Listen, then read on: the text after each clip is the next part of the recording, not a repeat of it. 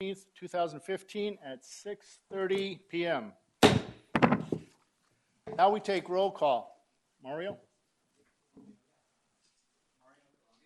Here? Here. Here. Here. Here. Here. Here. Here. Here. It looks like everybody's here tonight. Great. And the alternates. That's great. The first item on the agenda is to approve the draft minutes from the regular Water Planning Committee, which was held on December 9th, 2014. Can I have a motion and a second to approve the draft minutes? I move to approve the draft minutes. I have a motion from Marge Sharp. Second. And a second from Dennis Passion. All those in favor say aye. Aye. Aye. Aye. All those opposed say nay. Motion carries. It's a pretty loud mic tonight. Now it's time for citizens who would like to address the Water Planning Committee. Are there any speakers? We have no speaker cards, Chairman. Does anyone in the audience wish to speak? Okay. The first item of old business is the continuation of the staff presentations. I'll now turn it over to Teresa, bad with last names, Mannequin, to facilitate our discussions during the old and new business items. So take it away, Teresa. Thank you very much, Chairman. So we are going to start off where we left off at the last meeting. We realized and recognized that there was a lot of dialogue, that there was a lot of interest in the topic. So what we did was we kind of dedicated this meeting to completing the discussion by Mark Holmes and then the follow-on one by Mark Siemens. So we'll encourage you to ask questions once again while we're moving through the discussion. And the questions we're looking for are those of maybe clarity to the content or maybe if there's something that you don't quite understand when it comes to the content. We're going to have some time at the end of this meeting. You probably saw it at the agenda. On the agenda for your thoughts and maybe your opinions and maybe to get some dialogue going amongst you because it seems like you're wanting to do that, which is wonderful. And I'm going to ask that you speak into the microphone because we did get some feedback that it's hard to hear whenever they watch it online. I'm going to go ahead and pass it to Mark Holmes. Thank you, Teresa. Mr. Chairman, members of the committee, pleasure to be before you tonight again and concluding my presentation. Picking up where we left off last time, this slide was up, and we were talking about future projected shortages on the Colorado River. And I wanted to show you, again, just remind you that the canal currently can carry about 1.5, maybe a little more than 1.5 million acre feet per year. And should shortages occur on the river, that would affect the Central Arizona Project canal and its deliveries. On this slide, it shows you it's in priority order. And how it's broken out is on the left, you'll see that it's millions of acre feet in that vertical axis, and they have different blocks. And this is kind of a cross-section of the canal. So think that you're looking through a cross-section of the canal. The top water has less priority. The water on the bottom of the canal has the highest priority. So what you're looking at is that big yellow arrow there is showing that if we had a shortage of 535,000 acre feet in a year, that those water supplies above that red line that you see there in the middle, which includes excess, the ag pool, and NIA priority, which is non-Indian agricultural water, those water supplies and those deliveries would be shorted. However, the Indian priority water and the municipal and industrial or M&I priority water would not be shorted.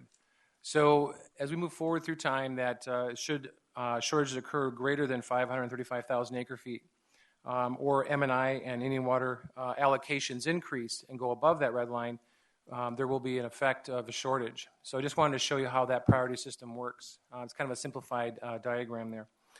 In the very bottom, you can see there's a very small quantity of the priority 3 water, which is the highest priority on the CAP canal system. So that kind of begs the question, what do we do about drought and preparing for it? This is a kind of a cartoon showing a graph showing the, again, If you recall from last time, I had a couple of these. On the left vertical, you'll see it's in acre feet from 0 to 30,000 acre feet. On the bottom is years from 2013 out to 2035. The red line is the city's projected growth demand. So this is the water demands that would be consumed by growth and by existing and or new growth in the future.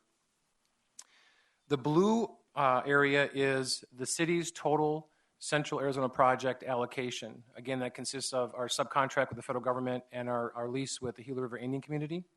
It's just shy of 18,000 acre feet. The purple area there is representing reclaimed water. That's water that is brought to the reclamation facility, which you toured. It's treated, and we'll talk about where that water goes from there. But what I wanted to show, what's unique about this is that from the year 2013, obviously that's in the past, out to the year 2029, you kind of see a yellow dotted line there going vertical. Everything above the demands that are needed for the city is water that could be stored underground. So if you look at just the blue area, that little triangular area, the blue above the red line, there's a total volume of 74,205 acre feet of CAP water. This would only occur and be available to the city to store in our long-term storage credit bank account if the city were currently ordering every acre foot of its CAP water supplies. And we'll talk a little bit more about what those implications would be. Currently, the city has changed its paradigm. We talked about that we were sending our reclaimed water down to Palo Verde, and now we have reactivated the city's soil aquifer treatment site. Now we're recharging our reclaimed water at the site for the next 2 years. And that will shift after that into injection wells. And we'll touch on that here in just a few slides. The reclaimed volume, too, by the way, looking if we store that reclaimed water above the red line, is a total of 137,365 acre feet. So if we were ordering all of our CAP water today, going forward, and the importance of that 2029 period is that at that time, we would be ordering all of our CAP water to meet all of the city demands. So there would not be any, I call it free agent CAP water to put underground and store. So it's a window of opportunity.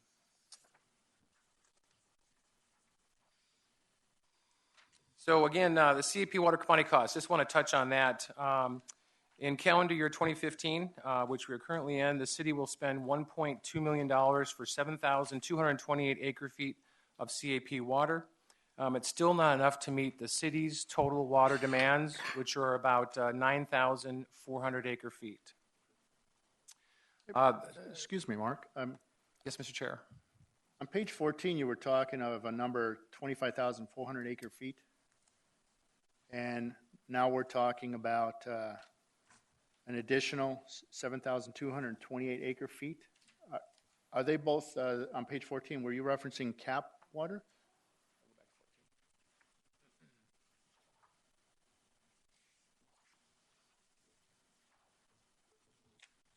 What that's referring to is in our assured water supply, because we cannot take CAP water directly, we don't have the ability to take it from the canal, treat it at a water treatment facility, and pipe it directly to the city. We're forced to pump groundwater within the city. All the water that's currently being delivered is pumped from the aquifer. And we have to prove what that physical availability is. So looking in the city, our current designation of assured water supply permit renewal, we've quantified that through a groundwater model. And that volume is 25,402 acre feet. That's what's physically available under the city to serve from a physical groundwater supply. Of course, that groundwater has to be replenished, and that's where CAP comes in. That's part of the replenishment obligation. So that I understand that, it's CAP is different than the groundwater. That's correct. Okay. Yeah, CAP water, again, is the Colorado River water that's diverted through the Central Arizona project through the canal system, which comes through the valley, of which can be directly diverted, treated, and delivered to serve customers. Groundwater's in the aquifer. It's withdrawn through various permits, through a well, and it's treated and delivered to customers. Two different water supplies.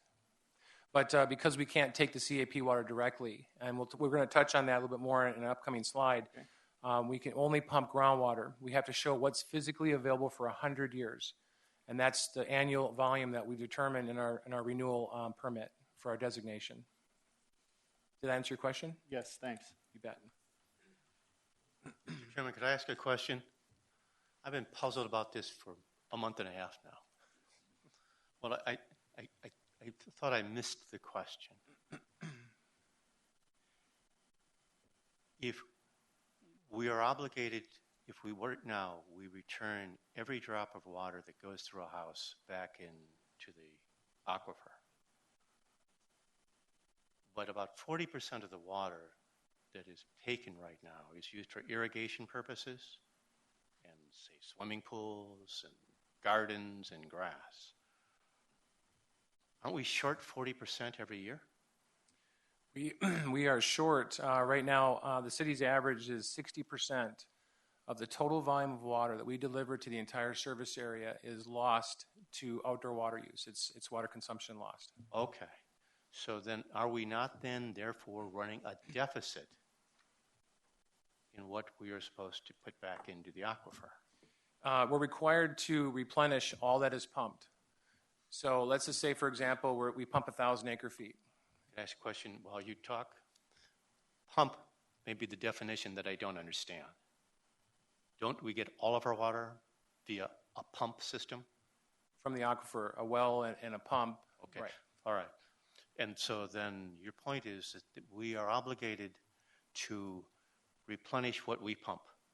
That's correct. And then I understood over the last couple months, I thought I understood, but yet if we pump water and then we use it for swimming pools and irrigation and gardens and grass, well, that doesn't get captured again, correct? It becomes a loss so I'll try and explain it. So we pump 1,000 acre feet. We have to replenish 1,000 acre feet. Yes. Okay. We're going to lose some of that water to outdoor water use, to pools, grass, irrigation, so forth. But we still have to replenish a wet water supply for the 1,000 acre feet. Okay. So, and roughly we're losing 50% of that. So how are we doing that? Have you told us that? Because I don't know. Yes, we're required by law And I've missed it? It was covered earlier. Okay, I missed it. Under the state law that talked about replenishment. Yes. And again, if we pump 1,000 acre feet, how we make that up is right now, the city is ordering CAP water. And I just mentioned that in the slide that I had up. We just ordered for 2015, 7,228 acre feet. How? Okay. And I thought we weren't doing that. That's why I got confused. Pardon? I thought we weren't doing that. That's where I got confused.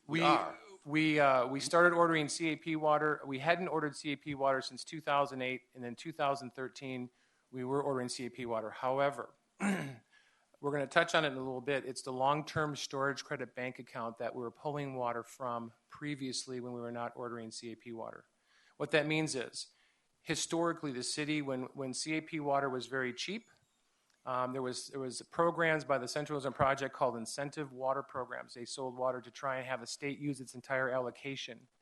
And so they offered CAP water relatively cheap. The city purchased many acre feet of that. It was recharged. Wet water was recharged in the aquifer and then went into the city's bank account. Mm-hmm. So that water has been residing there. So the years that we weren't ordering CAP water, it was like your bank account. You have a savings. We were withdrawing that water to make up what we were pumping, but we weren't putting anything into it from 2008 to 2013.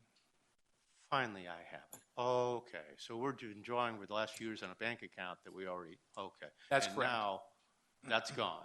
That savings is gone, and now essentially. I'm going to have a slide that shows you what our current bank account is, but we've depleted a little bit, but I'm going to show you if we hadn't started ordering CAP water, what the consequences to your question. I have a slide coming up to show that. Thank you for your indulgence, Mr. Chairman. Just want to cover the costs here. Go ahead. Go ahead. Okay. So the current CAP per acre foot costs are $166 an acre foot. If the city were to order its entire CAP water allocation for 2015, that'd be 17,742 acre feet. It's our total allocation. It would cost city $2.94 million. Just to let you know what the numbers are and the costs. Question? Go ahead. I'm looking at the minutes from the last meeting, and maybe you can clarify. Under commodity cost to treat CAP water at the current Epcor treatment facility is $30 to $35 an acre foot. That's just to treat the water to make it potable under the safe drinking water standard. But the $166 is just the commodities, just to buy the water. Just to buy it. Just to buy the water. You still need to treat it. $30 to $35 per acre foot to treat it. Correct. We have to buy that water regardless if we're pumping our current groundwater. We have to buy that water supply to replenish based on the previous discussion that we had. We have to replenish, so we have to buy CAP water. And the costs are a number of components, paying for the operation, the maintenance, and the replacement for that 336-mile canal. Also there's a debt service there. There's a capital debt service, which is carried in the city's capital improvement plan that pays for the capital component of that. And there's also a recharge. It's about $8 per acre foot or $9 per acre foot to actually have the CAP recharge your CAP water if you can't take it directly. So those costs come up to $166. But just to treat that water, make it safe to drink, is about $30 to $35 an acre foot. Hey, Mark, excuse me. This is probably going further ahead. So we're talking about $2.9 million for 17,000 acre feet. So if our population grows, as I saw in the presentation last month, if we increase 26,000 and we turn around and talk about a 5% increase in charges to the residential and commercial customers, we're probably looking at $350,000. And the number you just threw out here is 2.9 million. That's, wow, it's a pretty big number there. So my question is, what does 17,422 acre feet cover with reference to population? Population and population growth. Maybe that's a question for later. That's why I said I was maybe going ahead, but I'm just kind of curious how that covers our population growth. Previous slide I had given, if we want to go back to it, it has a lot of information on it. It's a slide that it's kind of a dark slide with purple right there. I can't read it. I'm sorry. I'm sorry. My eyes are getting. Well, this is not better either. Can you see there? If you look at the number closest there on that red line for about 17,000 or 18,000, looking in there. So right there, we're looking at a population of around 65,000 or so. Population 65,000 that would support. But I could be wrong. I understood the current population of Goodyear is 73,832. Correct. Now don't forget that north of I-10 is being served by a private utility. There you go. Okay, so that's the miss. Okay, thanks. Yeah, the city's really broken up. North of I-10 has a higher build-out percent served by Liberty Utilities, private utility, and then south of I-10 all the way down to Rainbow Valley is served by the city. No, you don't need to. That was perfect. I completely missed that. I apologize. Just so we don't get caught in the same situation as last time, I think it might be a good idea if it's certain number of questions, maybe we could jot them down, and then when we get to the section at the end where we're actually going to be open to discussion, maybe we could save it for that. That way we can get through and take notes as we go. Okay. If that would be all right with everybody. Well, let's look around the committee. I see some heads nodding. I kind of like to do it a little bit on the fly sometimes. I agree that it could get out of control, but you could lose some of the continuity if you wait till the end. Well, so what I'll do is I'll try to limit each of us to maybe a 2-minute. Or perhaps only a couple questions. Okay, we'll do that. How's that? That'd be wonderful, just so we can keep it moving. Take it away. Slide 38. Okay, this goes back to the previously asked question. This is just a cartoon to show you how water flows. This is wet water. So currently, you see the two blocks on the left, it's CAP Water Central Arizona Project and Reclaimed. And those arrows are going into what I have referred to as this big box in the middle is our savings account. This is our bank account. This is the aquifer. Currently, the CAP is recharging our wet water in the West Salt River Basin. And our reclaimed water is currently being recharged in the same aquifer. So this is the aquifer where we store our bank account of water. And so that's where it's residing. And then you see the arrow going to the right. We recover those long-term storage credits, whether it's CAP or reclaimed water, and it goes and serves our entire service area. That's just a little cartoon of our entire service area, the different users. So that's a cartoon describing that. And to the previous question, it was a great question. This is a slide, got a lot of information on it, but I think it will help paint that picture. I don't want to have it confused. There's actually two graphs that are overlaying. They don't correlate other than the years. So I'll kind of define it for you. The left vertical is acre feet. It's in blue, and it corresponds with the blue polygon, the big area, the blob there in the middle of the graph. The bottom horizontal is years from 2012 to 2025, and the red line corresponds with the right-hand side, the vertical axis, which is in acre feet, from 0 to 18,000 acre feet.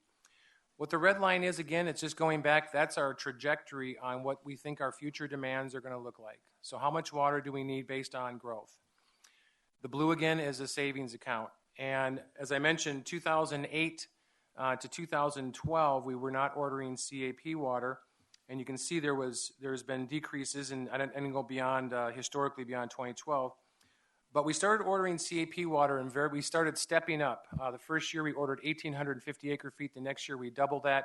In 2015, we doubled it again. What that's doing is, you see there's a yellow line there. If the city were not to order any CAP water whatsoever and just rely on our savings account, you can see the trajectory there that would, about year 2020, our bank account would have zero feet, which would put us in a very hard position, which means that every year we would be required under the state law to order all the CAP water minimally to meet our demands, our total water demands. So we'd be, in that year, 2020, there would be some increase in growth, obviously, and that would be a requirement. We'd have to order CAP water. So just wanted to show you that now, after about 2015, you see that we're now going to be increasing our long-term storage credit bank account. And that's due in part to ordering CAP water to meet the current demands. And of course, on top of that, we're trying to recharge as much reclaimed water as we can in addition to that. So just a little cartoon to show you that visually. So now I want to talk about the direct connect to the Central Zone project with a potential partnership with Epcor and what that would look like and what that would do for the city.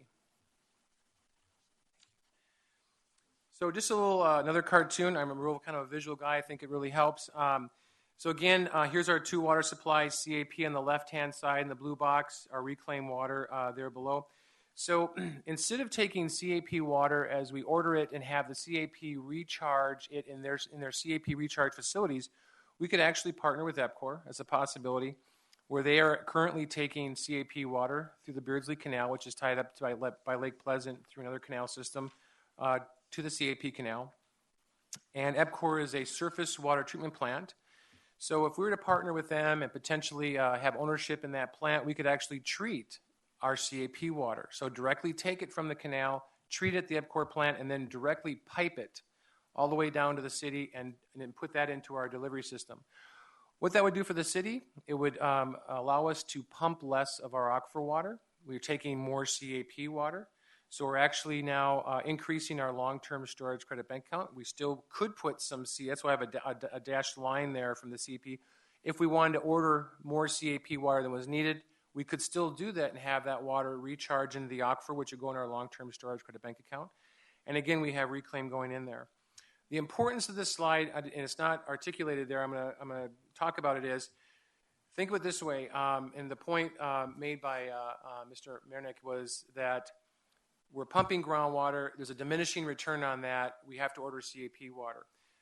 This would actually allow us to import water into the city. And what we do is we be delivering that imported water, delivering it to customers, and guess what? We're going to get 40% of it back through our reclamation system. And what we're going to do with that, we're going to recharge that imported water after it's been used and cleaned. We're going to recharge it in the aquifer. So we're actually now increasing our aquifer storage. We're pumping less. We're enhancing how much water is staying underground by allowing us to do a direct delivery treatment and delivery system for the city. So I wanted to show you the importance of that. Some other benefits that are very important.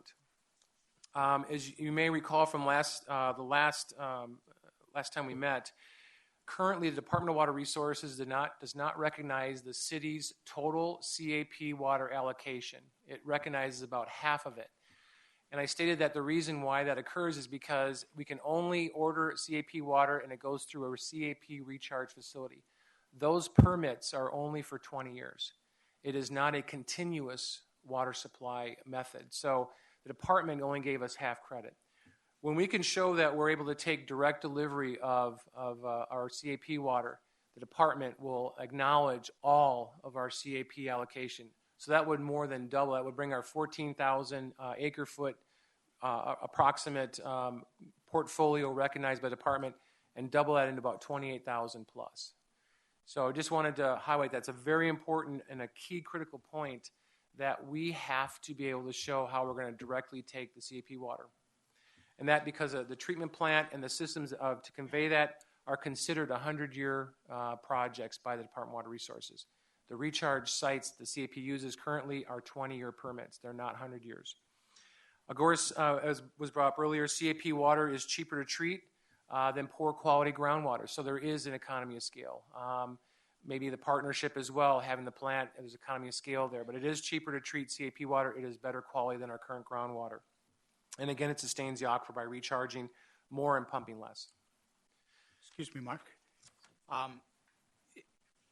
Did I understand correctly that a proposal is to order CAP water and use that primarily, and if there's anything left over, put it into the aquifers?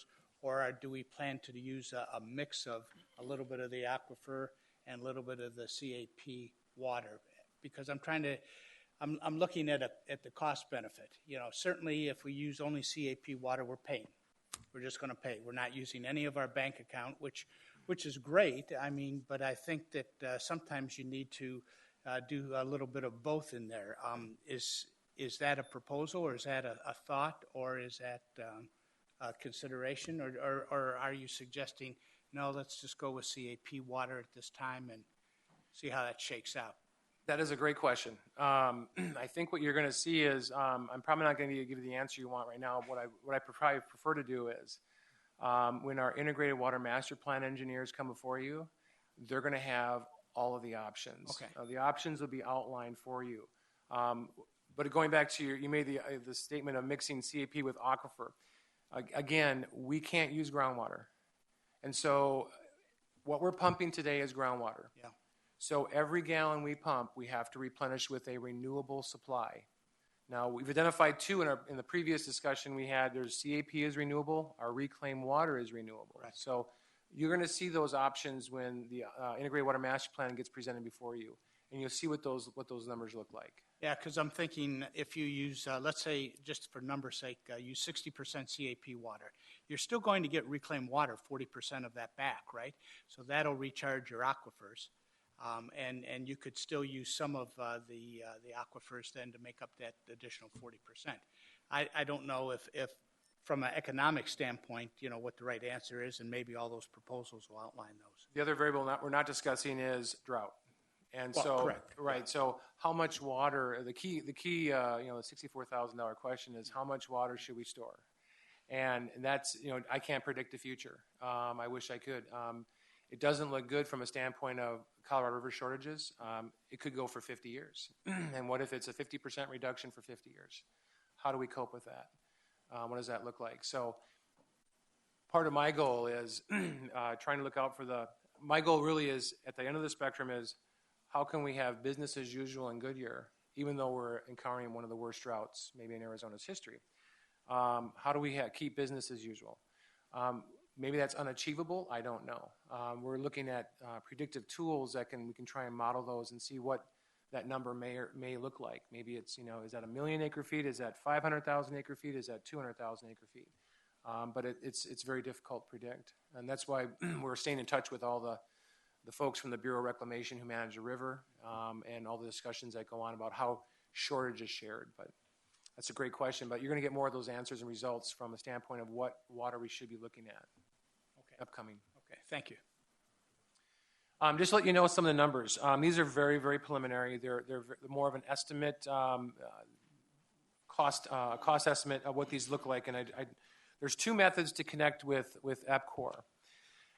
One is actually doing what we already have with Liberty Utilities. We have a potable to potable interconnect. So their potable lines interconnected with our potable line. They can deliver water to the city. If we were to do that with Epcor, that project has an estimated price tag of about $16 million, and would take several fiscal years to potentially accommodate and complete that effort. And that would be the potable to potable interconnect. If the city were to go out and actually purchase, and there's certain requirements, if certain monies are used in the city, say impact fees, the city may have to own. So if the city were to actually go partner with Epcor and actually own capacity at the plant and purchase 6.7 million gallons per day of capacity treatment, and that system is built on these trains that are built at 6.7 million gallon per day trains. The city would also have to build a 15-mile water transmission system all the way from Epcor all the way to the city. That may include some other storage requirements, some boosters, stuff like that. That right now has a rough estimate of about $50 million. Those numbers will be kind of firmed up when we hear about some more of those firming engineering costs in the Integrated Water Master Plan. You're going to hear some of those. So none of these options are cheap, but again, this is the trade-off. The department has to recognize our entire CAP water supply. We're approaching what the department is currently recognizing is we're rapidly approaching that number from our current demand. So this is how we have to balance the equation. That's one option. The next slide, I want to talk to you about going into the reclaimed water side. We touched on it a little bit, and I want to talk to you about what we have worked with council on, and we have received direction from council, and in line with what other cities are now doing. Avondale, our neighbor, is one of them who is in alignment with this current policy. Currently, today, the 157th Avenue Water Reclamation Facility is treating the water we send there through our sewer collection system and treating it to the highest quality effluent or reclaimed water. And that currently is going to the soil aquifer treatment site, which you visited. And it's recharging that. So this is the cross-section of the aquifer, what you're looking at here, this cartoon of cross-section of the aquifer. It goes in the basin and recharges, percolates down back to the groundwater table. In the next 2 years, we're going to be redesigning that as that basin system will be going away. We're going to be putting in a vadose zone injection well. So you see the little white area there. That's going to be a well that will be constructed to inject the reclaimed water into the vadose zone, and it will percolate then down to the groundwater system. Now, how the city can recover that is, so once it hits the groundwater system, we get credit for it. It goes into our long-term storage credit bank account.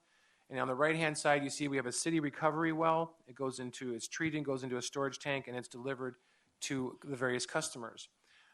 This is the current paradigm that a number of cities, and us included, are using. It's called indirect potable reuse of reclaimed water.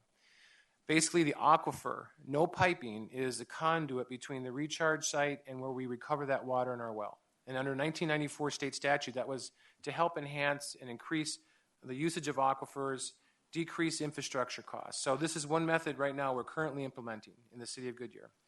And we can choose to use our reclaimed water as part of our long-term storage credit that goes towards our annual pumping, ensuring that groundwater into either reclaimed or CAP water.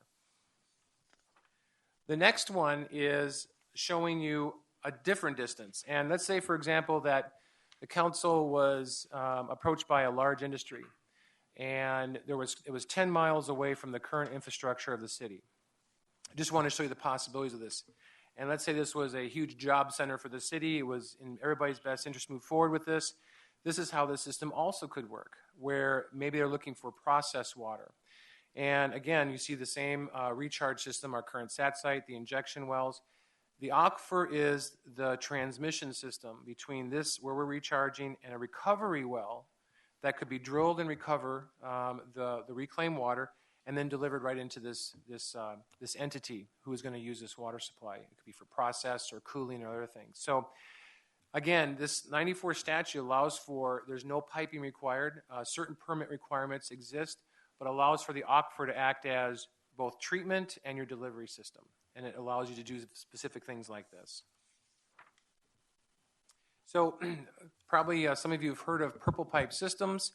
And it gets into this is kind of a new, really heated debate now in the reclamation world. It's direct delivery versus recharge and recovery of your reclaimed water. So I just want to, and it's a lot of information, I apologize on the slides, I'll cover it relatively quick, but I want to just kind of portray what this policy is. So first, talking the left-hand side, it's direct delivery. So this would be basically a direct pipe that comes from the plant itself, our reclamation plant, delivering reclaimed water to an end user. And for instance, this could be the ball fields. So the ballpark complex could be an example. What this will occur is that basically it provides for a single user or a single reuse. Basically, a lot of this reclaimed water is used for water-intensive purposes to comply with the Phoenix Active Management Area requirements for conservation.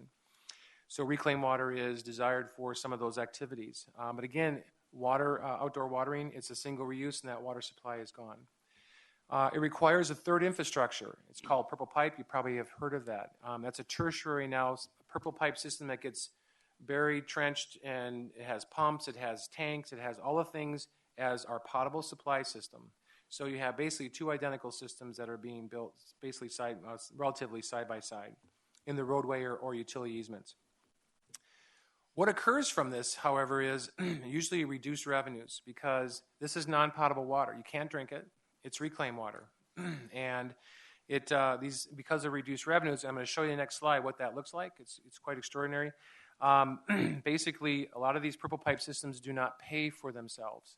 So they need to be subsidized. And usually that will come on the backs of either your ratepayers for your potable or your waste or your sewer ratepayers, or a combination of both.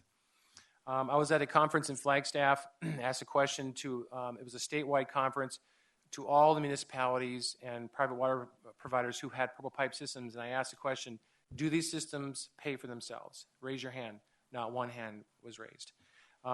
They really don't. You also have water quality issues. Reclaimed water has high TDS in the city, so this water quality may prevent certain users from using it. Of course, we may not have enough reclaimed water volumes for the summer peak uses. That has been known to happen. Again, reclaimed water is sold cheaper as compared to potable water.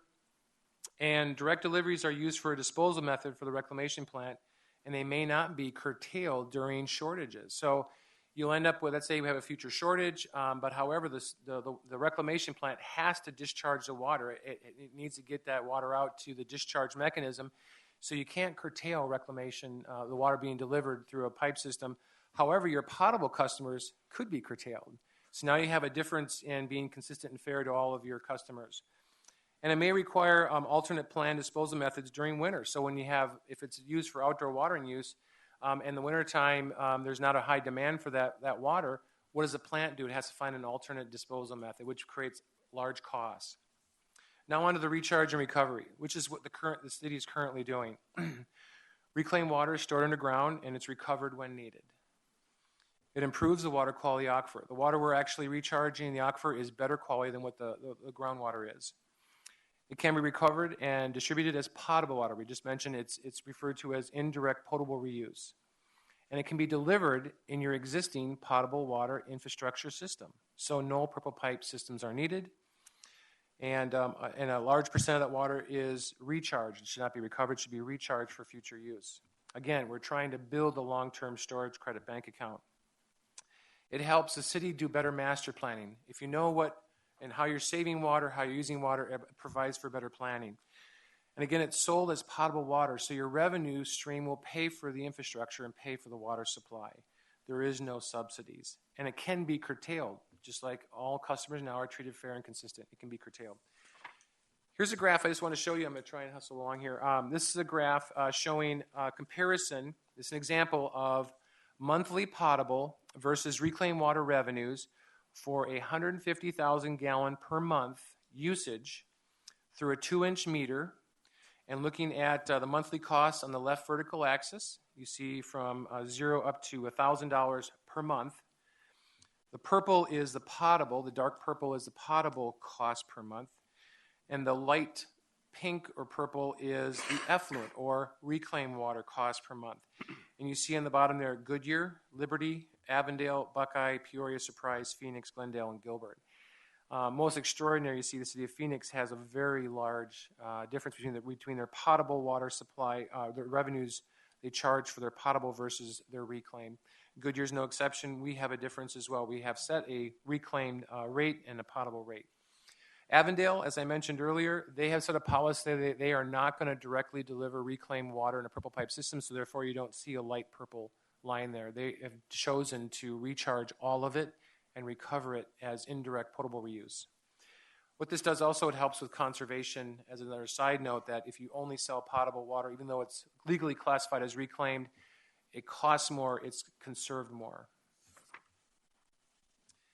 I think we're nearing the last slide here of information. And these are just some things I wanted to just plant some seeds with you. As you see the rest of the presentations, you hear more about the rate model, you presentation on the Integrated Water Master Plan. These are some things for you to think about and consider. I wanted you to have some just to think. So I think it was already raised a question, should we order all of our CAP water supplies and bank was above the total water demands to make the city more drought-proof against long-term shortages? It's a question. How much future water supplies will be needed? What types are and will be available? How much will they cost? How far will they need to be transported? And then we're going to touch more on with the Integrated Water Master Plan. We touched on this a little bit, but the Rainbow Valley, there is some real physical limitations of groundwater in the Rainbow Valley. It's a very small subbasin. So keep that in your mind as you hear some more of the information. How and who pays for needed water supplies? To decrease future water resource needs, how much increased efficiencies and conservation are possible? And what implications will they have? I showed you that slide of a 1% increase in efficiency through build-out of the city. It decreased our future build-out water demand from 175,000 to 135,000 acre-feet. What do regional partnerships and investments look like, and are there economies of scales? We touched a little bit on West Caps and that organization. So just some food for thought, some questions, hopefully to have you think about as you hear more information. With that, I'll answer any questions you may have. I have two quick questions. The first one, we're recharging the aquifers currently. How do we know that another city, perhaps Glendale or Avondale or Buckeye, doesn't have a straw in our aquifer and is sucking a little bit out of that? Great question. We're required for both our extraction wells and our recharge facilities. We have to groundwater model what those impacts are. Are there impacts? There's no straw coming from Avondale over to the city's aquifer and they're pulling water. Do they impact across the corporate boundary? The answer is yes. Do we impact them? The answer is yes. The water impacts do cross political boundaries, but they have to be modeled and they all have to balance. So everything is a balance. When we model this, we look at all pumpers, we look at all recharge, we look at everything, the differences in the geology and the complicating factors there. So it's all evaluated in a big model. It's a very complicated model with all the different layers of the aquifer, because all the wells have different depths. And some are pulling from a lower aquifer versus a shallow aquifer. So the impacts vary. It's very dynamic, but the department evaluates that, and those models are the key tool that we use to help show what the impacts are and that we're not causing harm to our neighbors or to other well owners, and they're not causing us harm because they're required to do the same permits. And the Department of Water Resource regulates all those activities. Okay. The second question is, I see what Avondale is doing. They're taking everything and recharging the aquifers. They're not selling. There's no purple pipe system for them. I personally live in Estrella, and we have this purple pipe system. Where does and I look at reclaimed water as a commodity. So where are they getting this?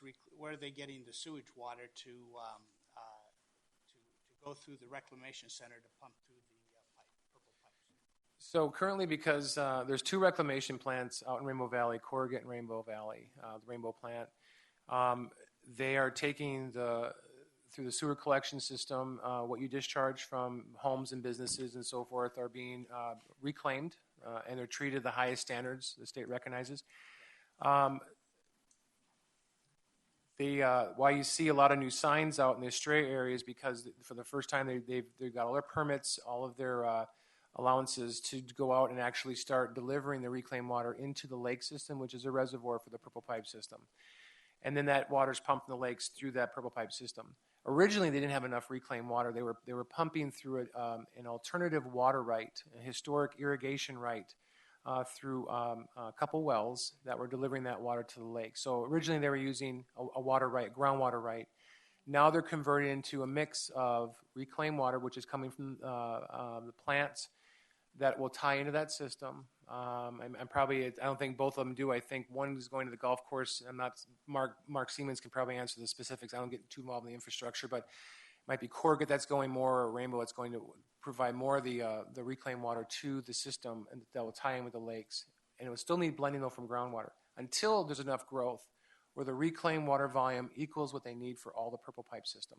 And that's currently a privately owned purple pipe system. The city has nothing to do with the operation, maintenance, or the rates that are charged for that system. But the two reclamation centers, Corga Wash and Rainbow Valley, are owned by the city, correct? Correct. However, through development agreements, at the wall of the plant, it's their purple pipe. They own that pipe, and the reclaimed water, a certain volume of what they produce is what they own. And that's part of their assured water supply, their portfolio of water that they're trying that again, this is an older development. It was established back in the 80s. And that was again, purple pipe systems were predominated back in the 80s as a discharge mechanism to provide outdoor water use. So Excuse me. Avondale? Estrella. Excuse me, Committee Member Arsenic, if we could limit the questions so we can get on with the next presentation. Okay. Thanks. I have Give 2 minutes. less than that, Go. depending on his answer. Your graph on page 19, I assume that is all the city water that's delivered. That's all right.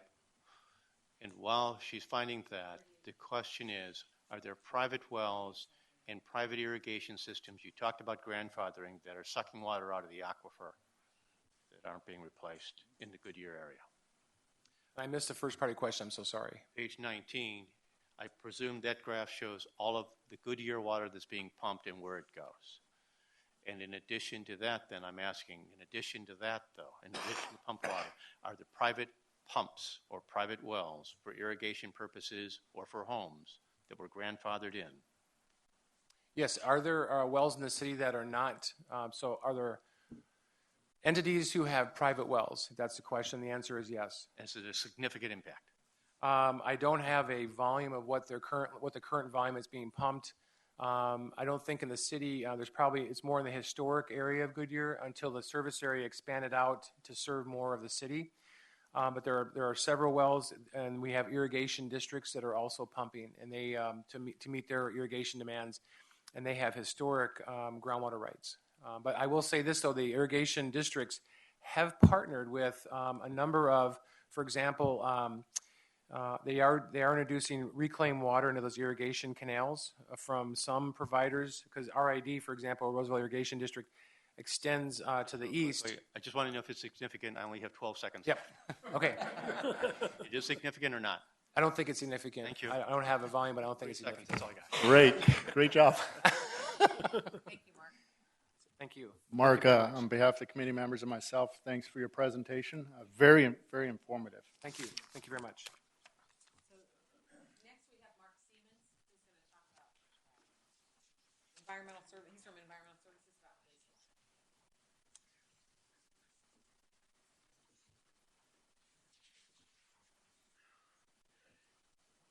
Good evening. Good evening. I don't know how I follow that. It's been a month and a half of water resources, very, very critical topic to the city. I like the term this way. You really don't have to have the name Mark to work in public works, but it sure helps working in the water business. Mark's job is to go find the water, and he does an excellent job at doing that. My job and our staff's job is to move it around and actually make it available for the citizens to do that. So I'm going to start off the first slide with our mission statement. And our mission statement is environmental services to provide the essential services to protect public health and safety, help enhance the economic vitality of this community, and of course to protect the environment. And we do that through water production, water treatment, sewer collections, wastewater treatment, as well as environmental quality and sampling. One of the key questions that was asked during our tours that I wanted to touch on was how do we do this? What's our staffing look like? So I provided the organizational chart, and one of the key questions that came out of this are these guys licensed? What do we know about the licenses about these? So I wanted to address that because I thought it was a pretty important topic. But you'll see from our organizational chart that we're pretty evenly displaced. We'll talk about the two left-hand groups first. I do also am responsible for the sanitation group that does the bulk service collection. But we're going to talk predominantly about the water and the wastewater side. Currently, there are 50 employees with environmental services. 42 are in the water wastewater division. All of our operators, including our mechanics and our instrumentation techs, have some license per Arizona Department of Environmental Quality, certified under statute 18.5-12 at various levels of the discipline. Excuse me, Mark, are those required? Does this, inform the rest of us? I don't know if it, having a license or it's something that we actually need. What is the requirement? Treatment, the requirements for the city to operate a treatment system is that each system, whether it's the collection system, the production system, or the treatment facilities, are all graded by the state of Arizona. They all have a certain point average. Once we get to a certain point average, whether it be a flow or demand or a size, each one of those is now graded with a license required to operate the system. When you have your lowest level, one well with maybe a little chlorination, that's typically operation 1. When you get to the highly technical stuff like the RO plant that you saw, that's a grade 4. That's the highest level within the state. And so the more technology you utilize in your treatment processes, normally the higher the level. And also the size, the production capacity, the greater the system, because decisions have to be made sometimes on the fly as to how we manage our water treatment. And so we want to make sure that we have experienced operators and trained operators doing those. If I might really quick, just to clarify, there's 4 areas of training and there's 4 grades per area. So you have water treatment, water distribution, wastewater treatment, and collections. Those will be your 4 areas, and there's grade 4s for each area. So 1, 2, 3, 4, that each grade you have to go down and test with ADEQ. Then when you come to work, you also have to have a certain amount of time in grade before you can test up to the next level. I believe the question, where I was going with this was, what are we required to have? Right. So right now, our systems are grade 4 systems. So we have to have one grade 4 person? Per discipline. Per discipline. Right. Okay. And so the way that our system works is that each one of our superintendents is a grade 4. Each one of the supervisors in each discipline is a grade 4. And then we have a mixture of operators 1 through 4s within each one of those disciplines. And the reason going back to the statute is that when a process decision has to be made, it has to be made by an operator licensed for that size of system. And that's the state statute. Thanks. Okay. So all the operators, again, are certified. They have to be recertified every 3 years. And so in order to do that, they're required to complete certification training. We call them professional develop hours. They have to get 30 of those hours within 3 years.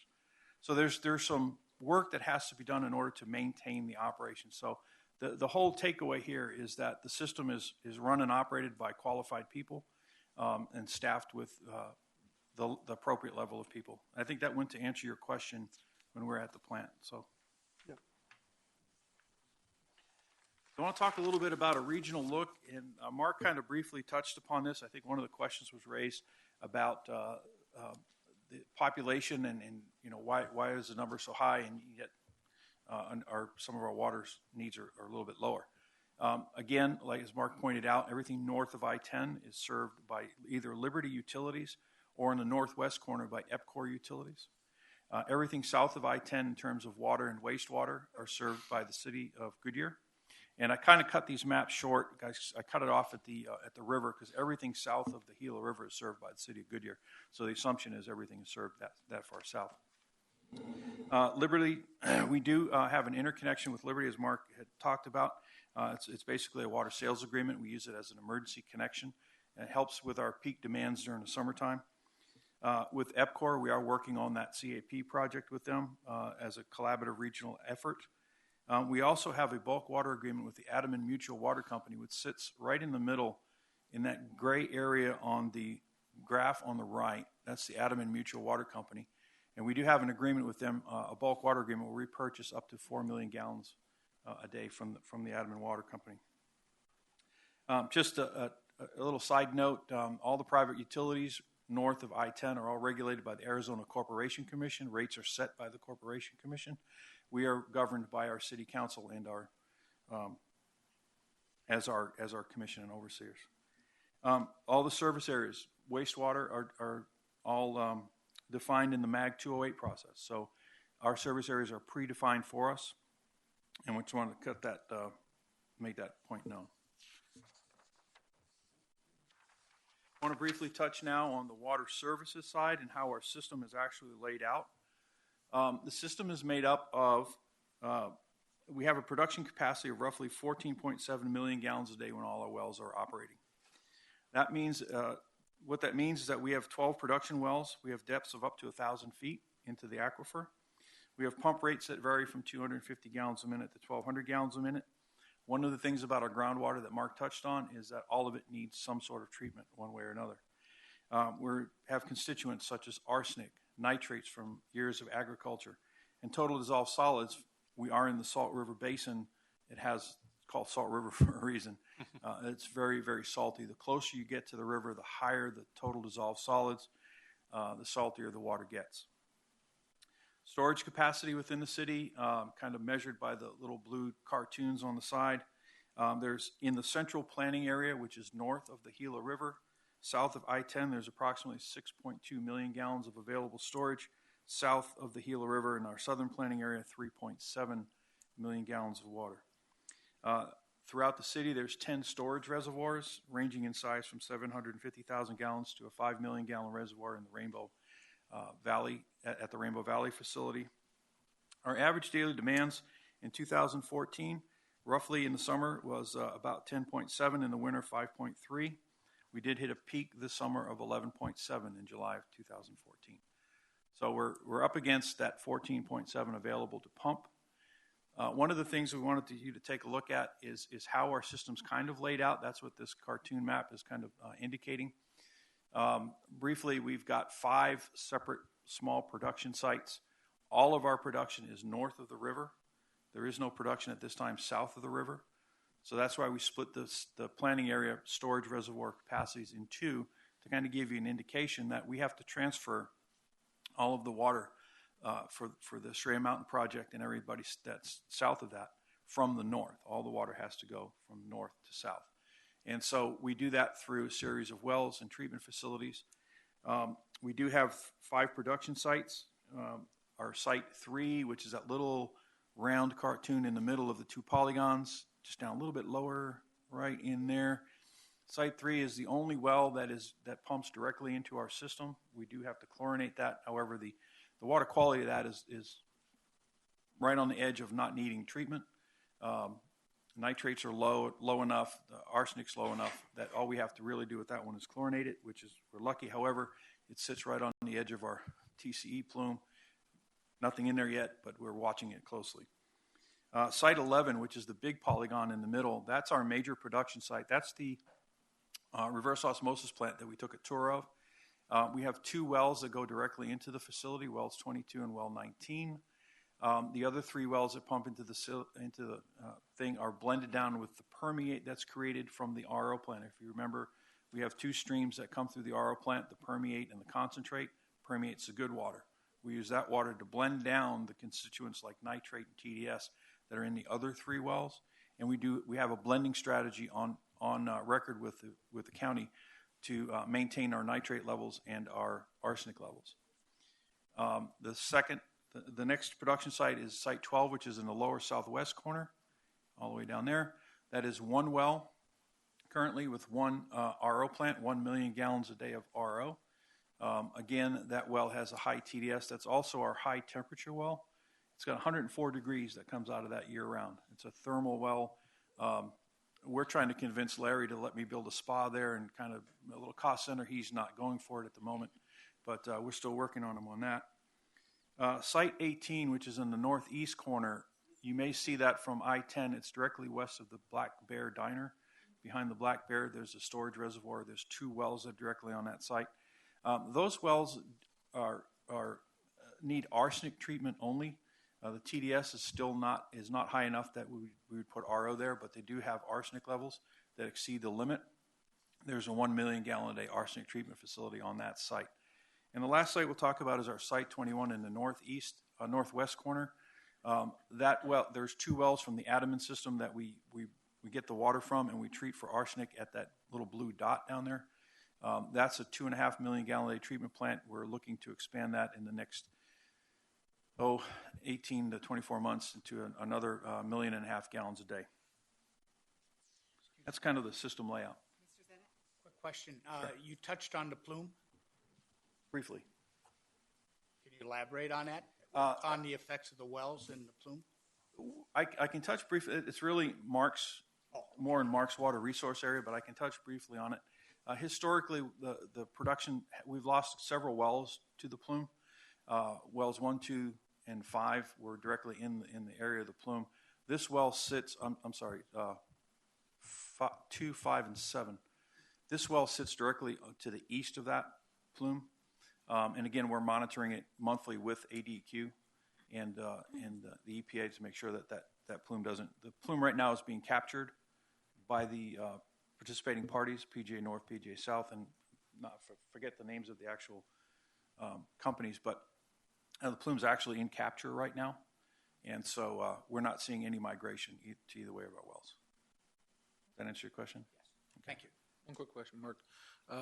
You mentioned that you're only treating for arsenic at the site by Black Bear. Correct. What's the threshold line on the TDS before you'll have to start considering another treatment? We look to try and get, match a quality of somewhere around 700 TDS for our potable needs. Mm-hmm. And that's right at that 750 mark. Okay. So I'm just trying to figure out if you're going to have to start planning on future treatment at some of the existing sites. It's been pretty steady at that level for the last couple of years, so we don't see an increase. So we're kind of crossing our fingers at that. Mark, can you go back to committee members' Arsenic question where we were talking about the plumes? Mm-hmm. And you said there was 2 or 3 wells that were affected? Right. It sounds to me as if we are only going to be able to handle 1 or 2 more wells and then we're in trouble. Is that how this works, the blooms? No, I don't want to get too far into it because it's really not my area of expertise, and I don't want to say anything that's out of line. But I'm free to open the chair back to Mark if you want to talk about the plume a little bit. I really didn't want to get into that level, but I just want to understand it. Maybe we should try that, or I can ask Mark later. I want to understand that definition. Okay, so what I know about the plume is it starts at the airport and kind of moves in the northeast direction. It kind of curves over to the west. We did have, the city of Goodyear had several service area wells along that line. Right. That when they tested in I'm not even sure, late 80s, early 90s, they found TC in those wells and they shut them down. Our production wells were shut down and abandoned in accordance with the plan. Okay? And committee member Zenik was referencing now? Right, you two were right now, the plume has been contained. It's not spreading. So there's no real concern on our water system at this point because the activity is actually being managed according to the plan that's with EPA. Okay. So we don't have a concern of that plume spreading and contaminating any more of our wells at this point. What if? We have to deal with that when it comes to it. That's where you were going. Right. Gotcha. All and right, I think I don't want to spend too much. Right. Keep going. Yeah, we want to get through. We can talk about that later at another point. Okay. Appreciate it. So once we've pumped the water out of the ground and kind of get you to the different service areas, we'll talk about the water treatment side about a little bit. We took a tour of the reverse osmosis plant, the Bullard Water Campus, 3.5 million gallons a day. It was a great tour. I thought you guys asked some great questions there, and please, if you have any more, let us know. It is, I'll make this reference one more time, it's the largest potable RO in the state of Arizona at this time. We're pretty proud of that. And the permeate is used for blending those other wells that we said that go into that reservoir there. Another well that, again, Site 12, and a picture of that is that top right-hand corner. One well serves 2 small 500,000 gallon trains. So the same size units that are at Bullard Water Campus, there's 2 of those at the Site 12, and we rotate those 2 trains with that hot well. Below in the screen are the 2 arsenic treatment facilities. The one that's being circled right now, that's the Site 21 Adaman system. That's the 2.5 million gallon a day system. The one on the left is the one behind the Black Bear restaurant, the 1 MGD system on that small well. Once we've treated the water, then we move it around. I kind of give you a map. I know it's really hard to see, but it kind of gives you a full layout of our distribution system that goes roughly from I-10 south all the way to Pecos Road in the Canamea subdivision. Large part of our system is still to the north of I-10. However, the south is growing and starting to infill. 90% of our system is ductile iron. We range from sizes from 30-inch all the way down to 6-inch mains. 6-inch typically are in your residential subdivisions. We're seeing more 6, 8-inch in the subdivisions now. 12s and 24s go to your arterials, the bigger way to move it. And the larger mains are really the big transmission mains that are moving water from the Adaman system down to us. And then there's a 20-inch main that crosses the river on Cotton Lane that brings water into Estrella Mountain, and a 16-inch main, which was the original main along the Estrella Parkway that goes under the Estrella Bridge that brought water up into Estrella Mountain. At the lower end of the map on Estrella, you'll see Rainbow Valley. It's in the lower right left-hand corner right there. There's where our 5 million gallon reservoir is. So we move water roughly 10 miles north to south on a daily basis. The system has roughly 2,800 fire hydrants that we maintain annually. It's our goal to hit every one of these fire hydrants to ensure public safety. There's over 7,500 system valves that we're able to isolate, and we have to try and maintain those. It's very difficult with that many valves out in the system. We're doing the best we can to hit that. There are lots of elevation changes, especially when you get into Estrella Mountain Ranch. And for the technical folks that are here, we have hundreds of air relief valves in the system that have to be maintained as well. So our distribution staff is very, very busy. If you remember from the org chart, there's like 7 guys that handle most of this stuff, and always busy. Water meters, roughly, we're at about 14,000 accounts, plus or minus, and we had an average of somewhere between 25 and 75 sets per month. That's kind of gone down a little bit. And so we're seeing some upticks, but not very much. We're kind of staying steady right at the moment. Mark, real quick. Yep. You said you had 14 total Roughly water 14,000. meters. That's including residential, business, everything in Goodyear. Right, 14,000 accounts that we serve. And ranging from home up to 2-inch, I Homes. presume? We 3/4 inch up to 2-inch home. Gotcha. Thank you. Picture of our collection system. Again, north to south. There are definitely a separation at the river. Everything north of I-10, south of I-10, north of the river, is served at the Goodyear Water Reclamation Facility, the 157th plant that we took a tour of. That's a 4 million gallon a day plant. We'll talk about that in a little bit. But you can see our collection system actually stretches to the northwest corner, where a community in Sedea had requested the city of Goodyear provide their service for them. So they provided the water main that went south. At that point, we actually pick up the Perryville prison as well, and we mentioned that in our tour that we service those folks. The reclaimed water generated from the plant at this point, I don't want to get mixing collections with treatment, but this all gets put back into the aquifer at this point. The 2 systems in the south, again, a lot of elevation changes, and what we try to do in our business is try and take advantage of gravity as much as we can. So there's actually some sub-basins in the Estrella Mountain Ranch. The northern part of the Estrella Mountain project is served by the Corgate Reclamation Facility, and we'll talk about that in a little bit.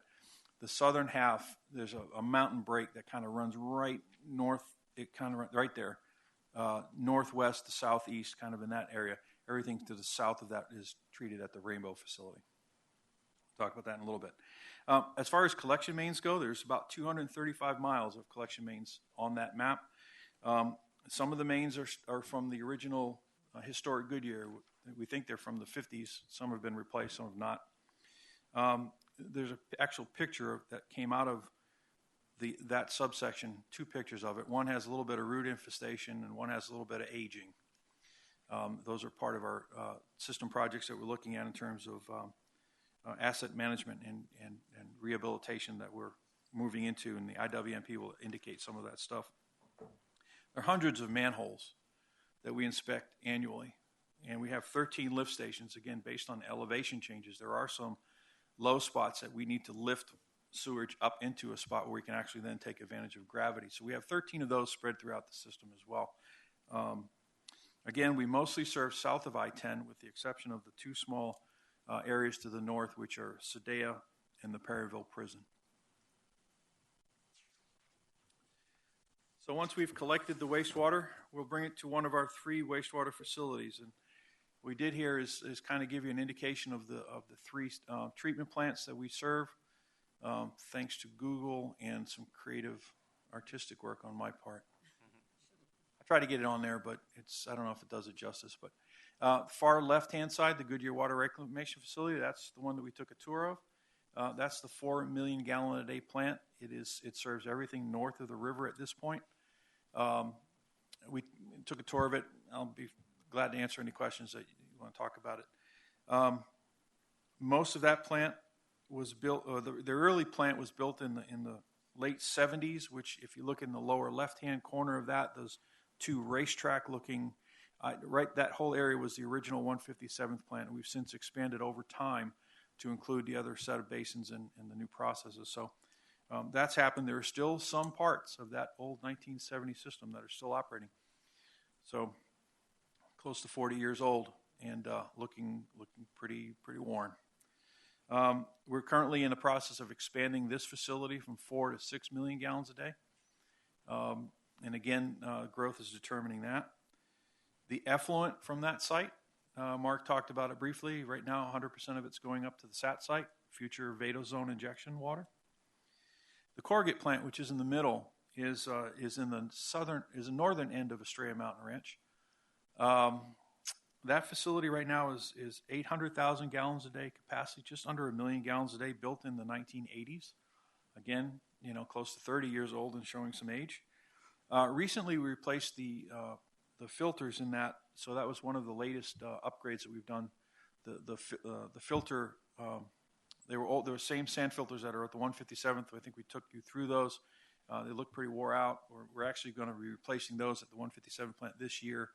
The ones at the corrugate plant have been so efficient that we've actually helped make some space in the influent, as we're not backwashing them as much. So we're hoping for the same results at the Goodyear plant. The water from the corrugate facility, as Mark mentioned, is actually planned to go to the lakes to supplement some of the groundwater that's being pumped out there. So we're working on the finalization of all the permits, as Mark was saying. But that ultimately, 100% of that water from that plant will go to those lakes. I think where? To Estrella Mountain Lakes. Thank you. Thanks. I think the question was, yes, sir. Yeah, do we charge, does the city of Goodyear charge for that output? At this point, we don't. That water is the city owns the facility. 100% of the water is committed to Estrella Mountain through agreements. So then the residents in Estrella not only pay through their assessments for the water, they also pay the city of Goodyear for the sewage, so they're getting tapped twice. Is that correct? I don't know if that's a question for Mark. Yeah. Mr. Siemens. I'm just trying to deal with the Okay. getting in and out of the plant. Okay, that's fine. We can ask that question of Larry later on if you like. Right. On the far right-hand side is the Rainbow Valley facility. That's our newest one, built in 2007. That facility right now is designed at 750,000 gallons per day. It currently only processes about 250,000 gallons a day. All of the growth that's planned for the Estrella Mountain north of Pecos Road will hit that plant. So they're starting to grow a little bit. We're starting to see capacities increase just slightly.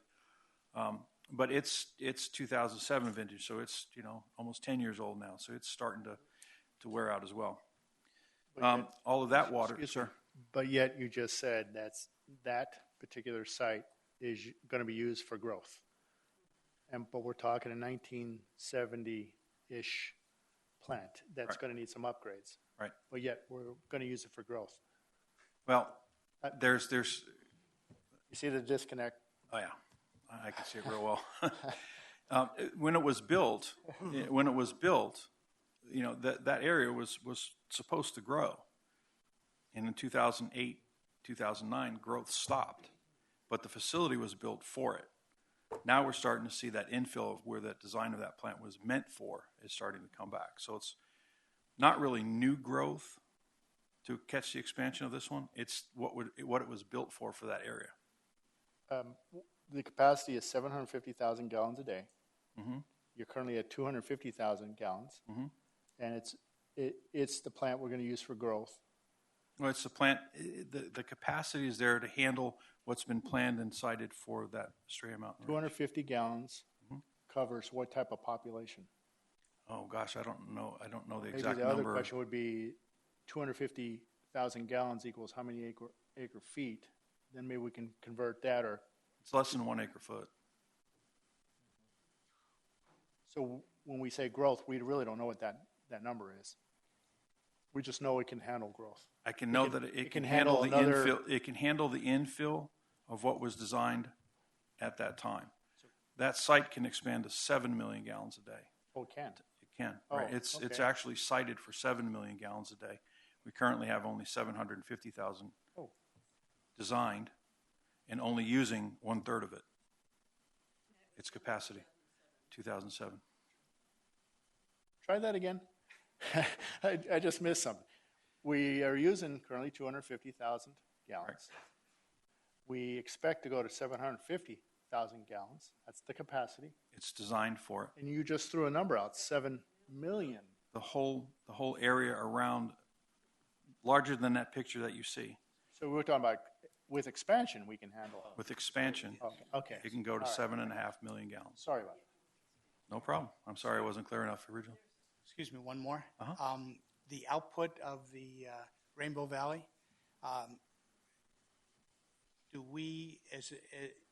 does the city of Goodyear charge for the output of that commodity? Does not. So we have 3 plants. One of them we're recharging the aquifers. The other 2 we're giving the reclaimed water away. It's all based on agreements and contracts that we have in place. No, I understand that, Mark.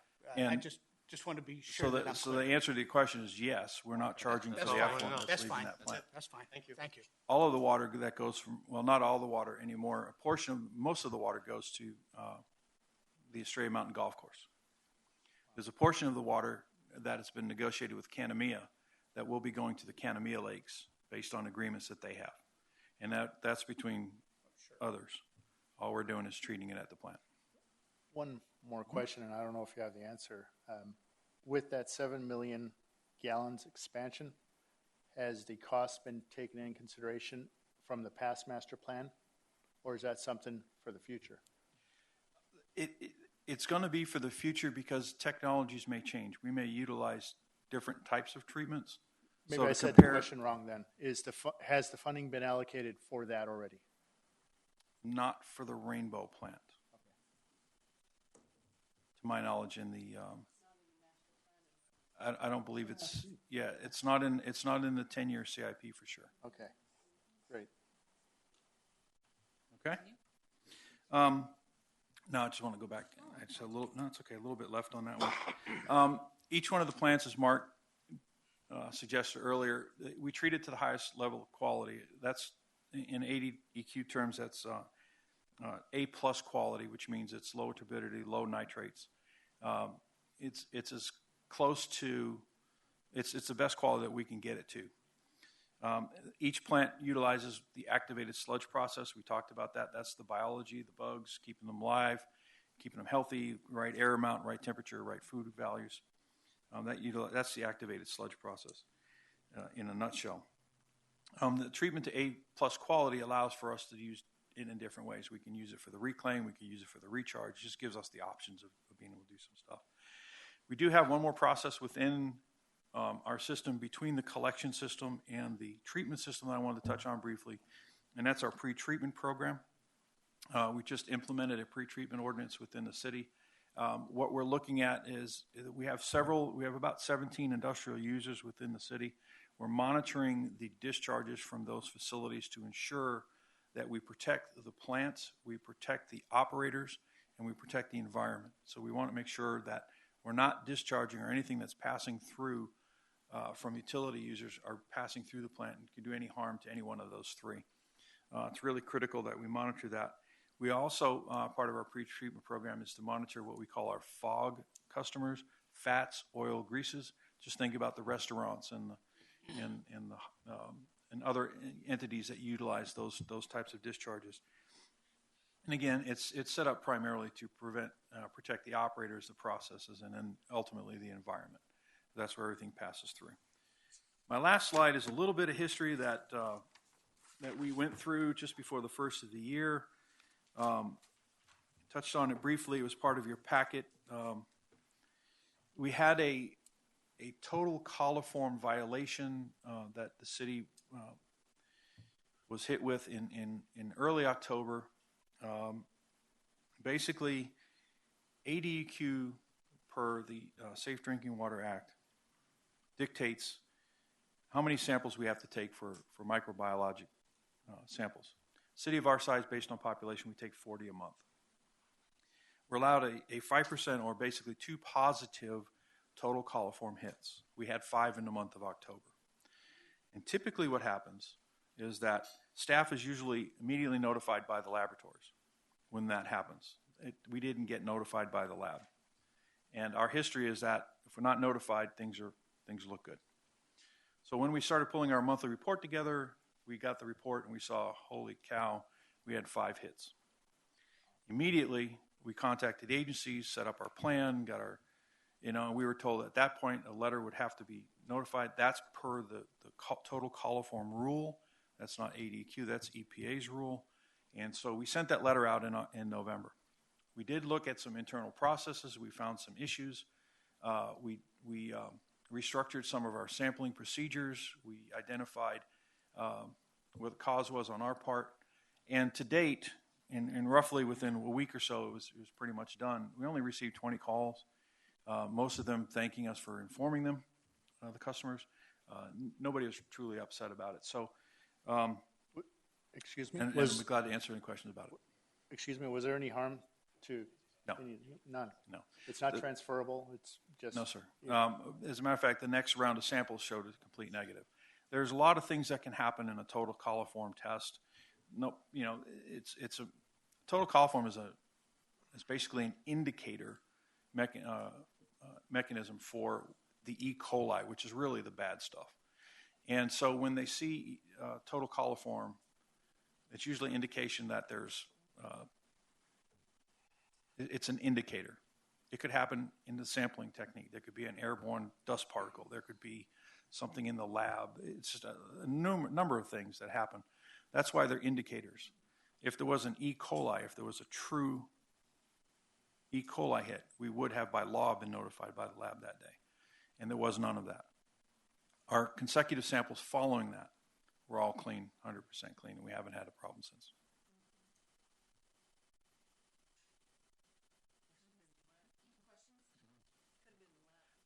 It's really hard to say. And just to be clear, we have somebody that's monitoring lab results every time they come in now, right? Yes, we do. Excellent. We absolutely do. You did last... I'm sorry. Go ahead. No, go ahead.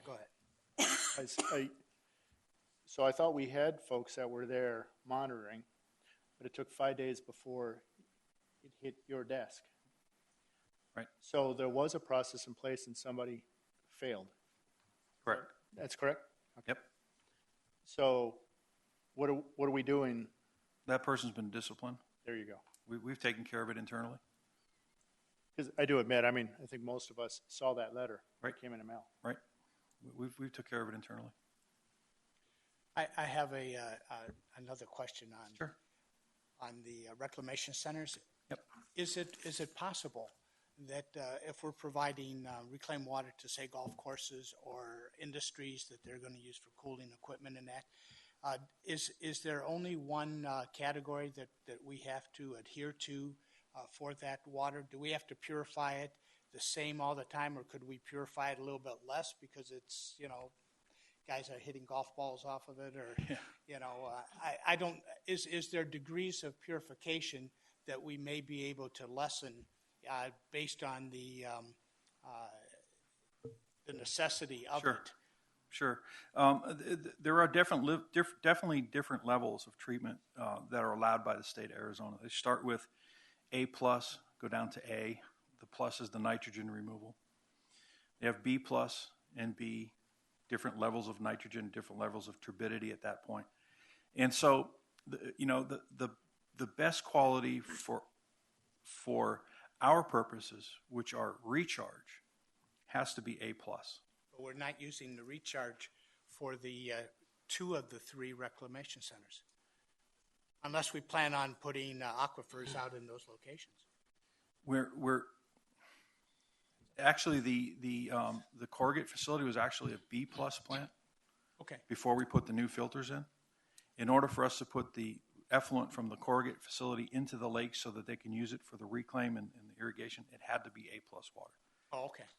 We couldn't put B+ water into that lake and then utilize it for the reclaim water. Yeah, I was just wondering if there is a way that we could lessen the purity of the water and save some money if it's not necessary. The activated sludge process that we use at the plant really gets it down to, it's a matter of the filtration at that point. We're there already. Okay. Good answer. Thank you. Okay. Any other questions for Mark? Just one quick one, and it's kind of twofold. You said we're starting the pre-treatment program. I know generally those come to the industrial users a higher charge. Do we have anything like that in structure right now to recoup our costs? We do have, the pre-treatment program is actually a year old now. It was adopted by council the plan was adopted by ADQ in December of 2013. It was adopted by our council, I think in February or March, somewhere in that time frame of 2014. Fee schedule associated with that. Okay, and we also, I would assume, then have a excessive usage on any particular resident or anything like that. So, in other words, fairness across the board. If you're allotted your 1,000 gallons a month for this house, yet this house is doing 5,000 a month, is there a rate change, or is it the same cost for this? For wastewater? No, for potable. Absolutely. Delivered Oh to yeah, the house. we have a tiered structure in our Okay. water system. Yeah. Okay, I just wanted to make sure on recouping costs. Oh, absolutely. Yeah. Thank you. Yep. Any other questions for Mark Stevens? Real quickly, what is the rate of depreciation for the infrastructure? I'm sorry. Is there a model for the rate of depreciation for the infrastructure of the reclamation plants? And if you don't know, I don't know the answer to that right now. I defer that to Larry. We'll get into that with the rate. Thank you very much. Okay. Okay. Thank you very much. Short and sweet, right? On behalf of the committee members and myself, thank you very much, Mark. Thank you for giving me the time to present my side of the story. Thanks, Mark. Appreciate it. Thank you. So next was Mark Holmes with an update on the Integrated Water Master Plan. You'd have some?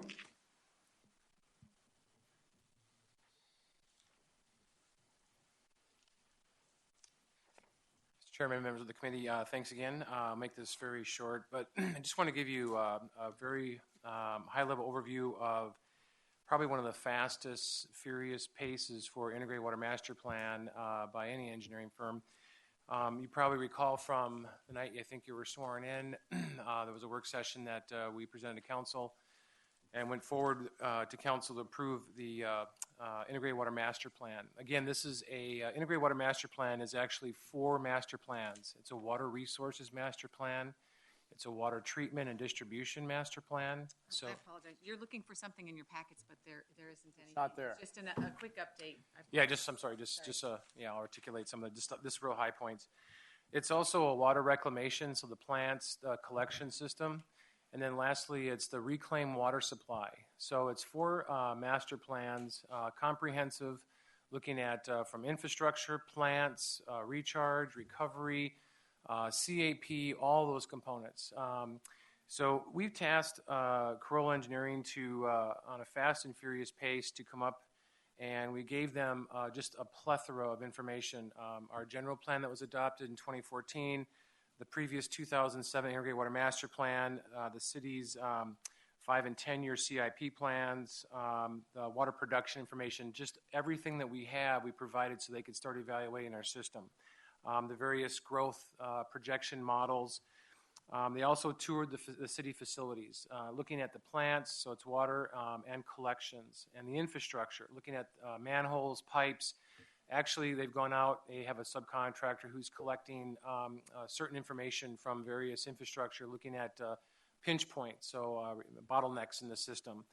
And what they're doing is they're evaluating the proposed 5-year CIP, and they're looking for, in this evaluation of the city system, they're looking at vulnerabilities.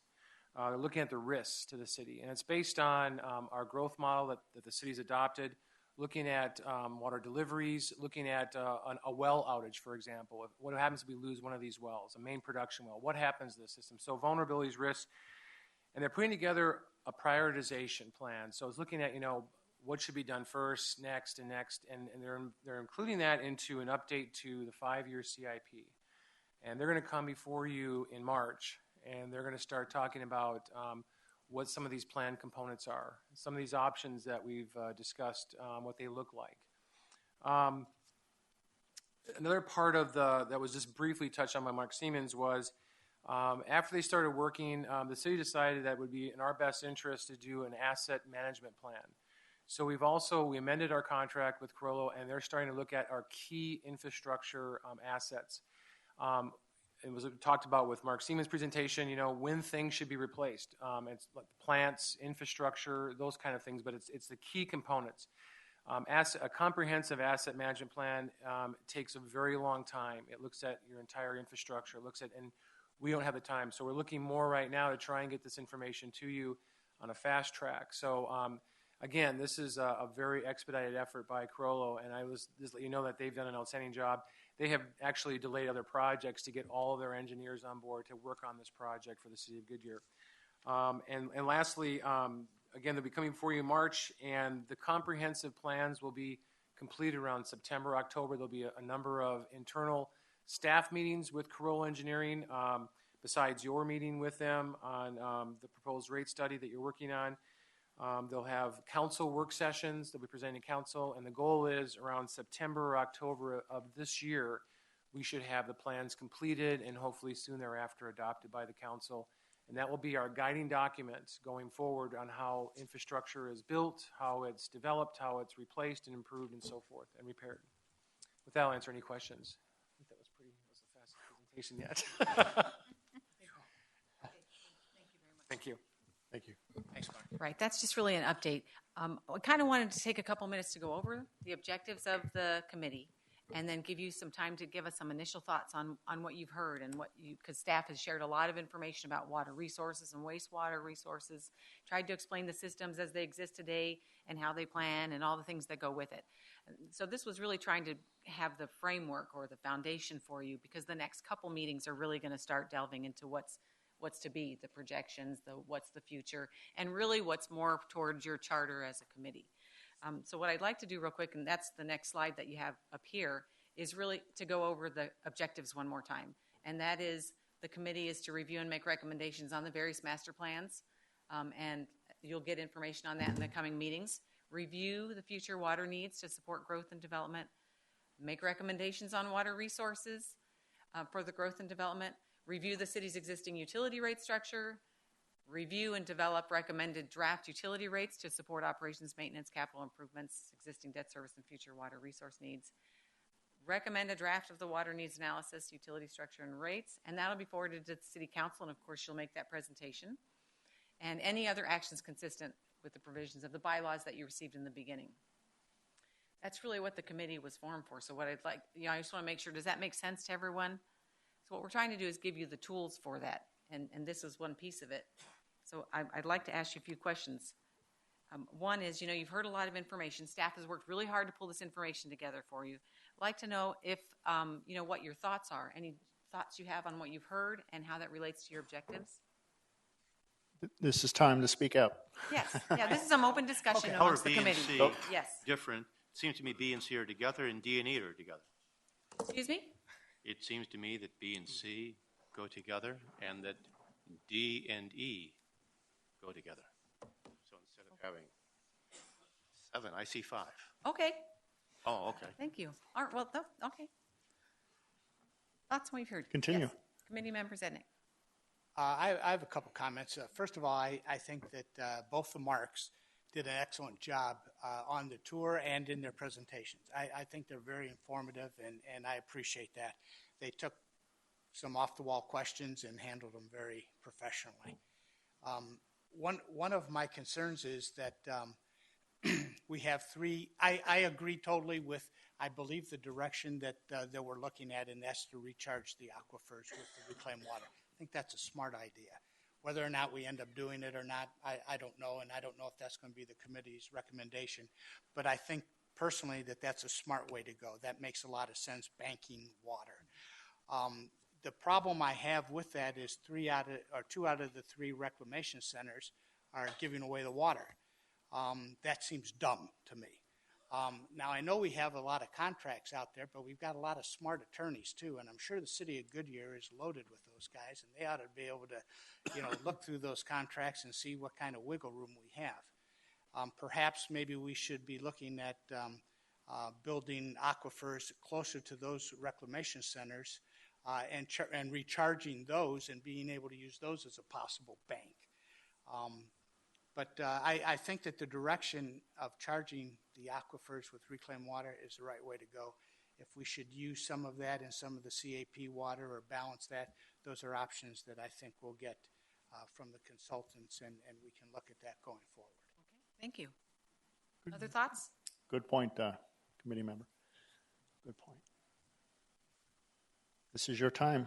Yeah, any thoughts on what you've heard? I mean, good or bad opinions? You know, what we're going to do is use this information for the coming presentations as well. So if there's information they can filter into that, maybe something related to your comment, then that's what we want to do.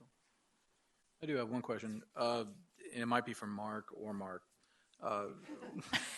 One of the things that was brought up is on E, when we're looking at recommended draft utility rates to support ops and maintenance, I happen to work for a sister city, and I work a lot with that. We're struggling with the same ideas. One thing I was wondering is, part of this integrated master plan, are they taking into not just debt service, but ongoing and increasing costs in O&M, and something that has to be, I think from my perspective, I'm going to be looking at the rate structures. It's always great and spend millions of dollars on big shiny new plants, and then there's people like Mark who have to figure out how to maintain it for 30 years down the road, and those costs go up. I mean, electric and chemical costs alone in my industry are going up about 15, 18% a year, and the rates don't usually structure that, or O&M is not usually built into the budget. So I think with the integrated master plan, I think O&M and increasing percentage O&M costs really need to be figured into that, because otherwise you just struggle having to go to city council trying to explain what you're doing with the money. Good point. Len, that was why I asked about the depreciation rates. Right. Because I'm curious to know what their assumptions are for those numbers. Right. An example would be in a former position I was in, the reservoirs were ignored in that particular city I worked for.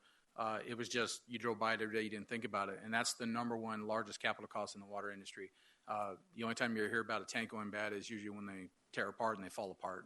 But you're looking at millions of dollars to replace those types of tanks, not accounting any kind of legal issues you have. And so those assets they have very large O&M costs, and it's hard to go to a city council and explain to them, I think I need $1.5 million to refurbish a tank, but, it'll be $12 million to replace it. And the asset should last for 50 years if you maintain it properly. Yes, Committee Member Zednik. Well, I'd like to see in the budget, maybe in capital improvements, other technologies that are out there, advanced technologies such as treating pharmaceuticals in the water, not just what we're supposed to do, because the regulations are going to change too. So maybe I'd like to see something in there treating the pharmaceuticals. I don't know whether they use ultraviolet light or oxygen and peroxide, something like that, a nosonator type thing. I would just like to see that in the budget, just looking forward. Okay. Other thoughts? There are several things I guess I question. One of the graphs on page 2 cites industrial, and I remember one of the comments that was made was that most of that was outside the water area because it was around the 303. And then in one of the graphs that was tonight's, they were talking about Sedalia and Perryville, which are both around that 303 area. So I'm wondering if we are maximizing, and I see the industrial in all of the graphs, so it's confusing to me. Why are we not utilizing the industrial as much as we should because it's outside of the water area? Then why is it included in all of the pie graphs? I'm a little confused about that. Also, does the city give perks to industry when they build here as far as water is concerned? Are there certain, I know there have been agreements with Australia Mountain Ranch. Are there perks to get industry in here, and do we deal with water delivery system within those perks? So I'm curious about that. And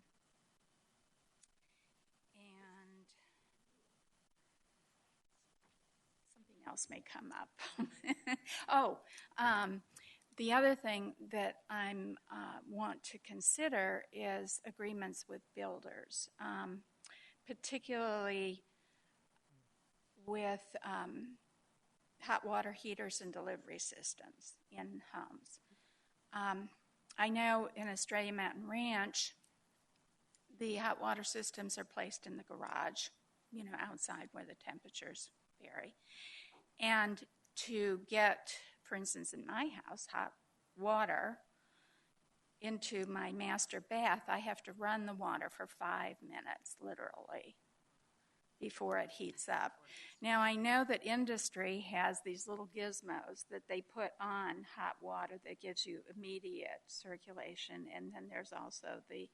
So what I would like to see is maybe incentives built into the budget that we give builders to add on to their homes that they're building. What was that? I'm You sorry. speaking to the mic?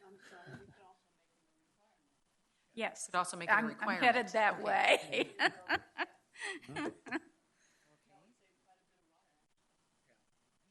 Thank you very much.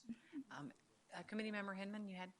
Sure. I was just going to echo the comments from the previous members on the presentations. Have been wonderful. The science behind water production is way above my head, so I appreciate all you do. To be honest, I'm most interested, I think, in item number E, the actual utility rates and what those are going to what they're going to be. I'm interested in kind of the rate equity between the customer classes, making sure everybody pays their fair share, and quite frankly, not a penny more. So I look forward to that discussion. And quite frankly, again, thank you for the presentations. Thank you. Yes. Still have a couple more thoughts. All right. One of them, I think we all agree that there's a water situation, especially here, locally. And I know that Mark Holmes is looking at other communities and seeing if there's partnerships available and how we can best utilize CAP and our water resources through aquifers and everything else. And I think that's perfect. That's the right direction to go. But also I know that, like Marge said, in Australia, they have a policy where you're not supposed to plant grass in the front. And that cuts down on water. You can have grass in the back, but, who wants grass to begin with? But I've cut more grass than I need to. But at any rate, something like that, maybe we should look at that as a general policy for Goodyear. Also, swimming pools. There's a city swimming pool there's a swimming pool in Estrella, and both my neighbors have swimming pools. Wonderful. You know, maybe we should have something on a permit basis or lottery basis that Or minimize the size of the pools. or minimize the size of the pool, or just say, listen, we're going to give out 1,000 as a number permits this year for swimming pools. And, you know, it's a lottery system. Everybody throws their name in the hat. If it gets pulled, you can build a pool. Then if not, you wait till the next year. I mean, pools use a lot of water, and, you know, it's wasted. Bill, can I add to that is maybe we should talk about technologies with reference to pools, right? For example, we have pumps that are there. There are pumps, and I believe they're 110. But if we all know anything, I think Mark is probably the expert on this, but as water doesn't move, it evaporates faster. Mm-hmm. So if we supply pumps that have lower cost to electricity, and which allows the water to move continuously throughout the day, sure, we have less evaporation, hence less usage of water. I mean, things like to that nature. I agree, and I know that they've gone to variable speed pumps on pools now. But you're right. Technology, I think we should utilize that. I agree with you. Yes. I can bet that most folks that are running, if they do have those variable pump speeds, they're probably running them between 9 and 12 at night, and we still have parts of the day very hot, evaporation happening at a times 2, times 3 rate. Yes. Yep. So that's right.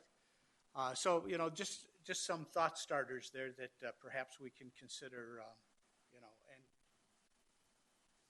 discuss. Thank you.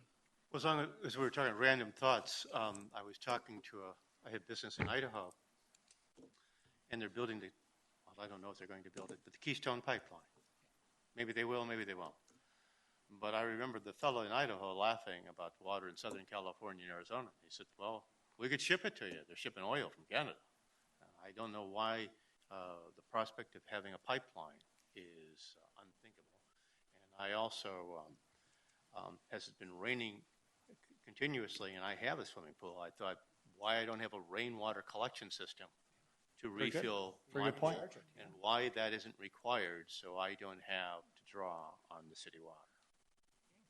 Thank you. Good ideas. Good ideas.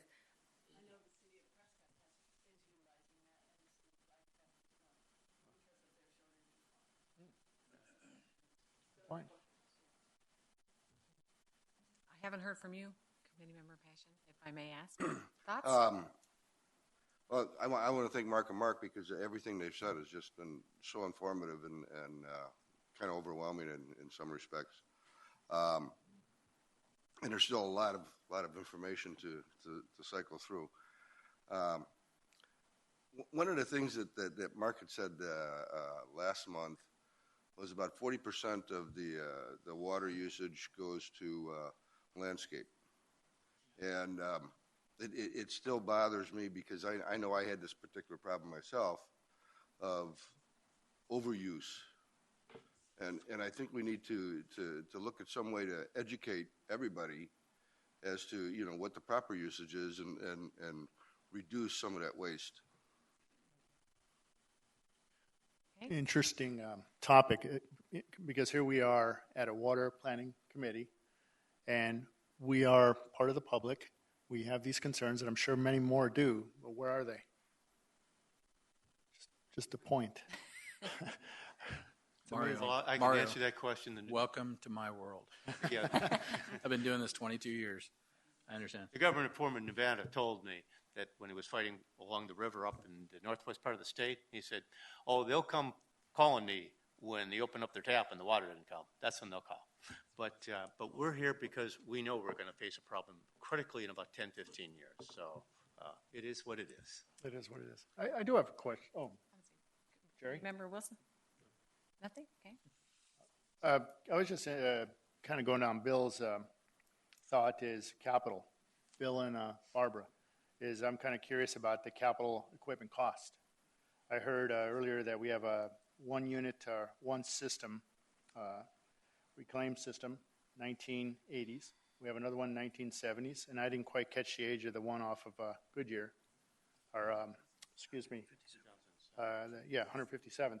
So I'm kind of curious about the capital cost and what are those going to be for the future? Because we're talking about aged equipment here, and that comes at a huge cost. And I don't see that coming out of the utility rates. So I see that coming somewhere else, and I'm not sure where yet. We'll probably hear more about that, I I'm imagine. sure I'll hear more about that. Other thoughts or what we'd like to consider for what you'd like to hear in the next few meetings? All right, let's see. I believe I will pass it back then to the chair. Okay. Ironically, now it's time for questions from the public. What about the new business? We're not there yet, unless I missed that. Hold on 1 second. The new business was the discussion, the committee discussion, and the committee objectives. Did you get that, Barbara?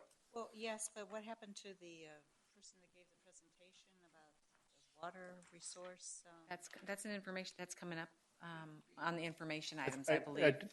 I do believe Mr. Holmes responded to that gentleman. Mark, if you could just talk a little bit about it for Barbara. I'm sorry, I didn't. No, that's quite okay. I thought an email went out to everybody. Thanks for reminding me.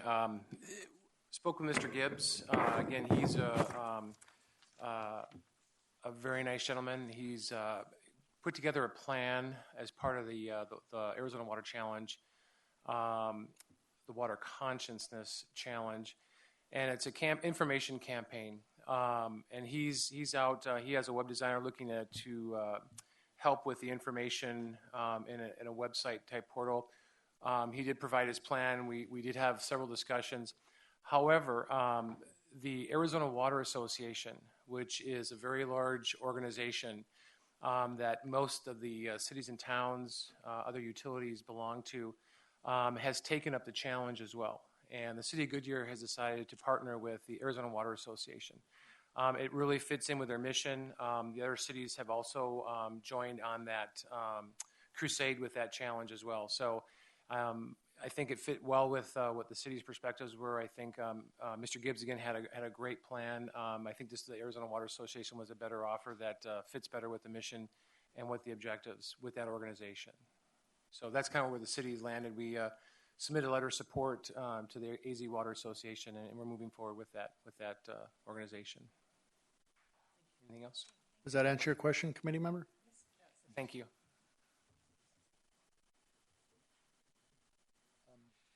Should we try it again? Now it's time for questions from the public. I think we'll just go ahead. Then we go into, if you folks have any other information items you want to discuss. We did discuss a lot earlier. We have many questions, but if there are any more, feel free. Yeah, I have a. Go ahead. Going forward, Mr. Chairman, the information could get detailed and tedious, and if you could find out whether it's allowable and whether the committee as a whole is amenable, I would be interested in the prospect of forming subcommittees. Done this kind of work for a long time with advisory committees, and subcommittees can often be very efficient. But I don't know if they're allowed under public law in Arizona that we're operating under. And number two, I don't know if it would be the committee's pleasure and your pleasure. I will check with the Secretary, Anna, Thank you. and I'll get back to you on that question. I have a comment to add, and that is that when we get ready to think about the rates and the planning, that then it might be a good idea to form the subcommittees and have each group work on a portion of that and pull it all together. It will move faster, I think, if we do it that way, if it is allowed. Again, I'll check with the Secretary, and we'll get back to you on that. It's a great idea. So just want to make sure we're following the guidelines.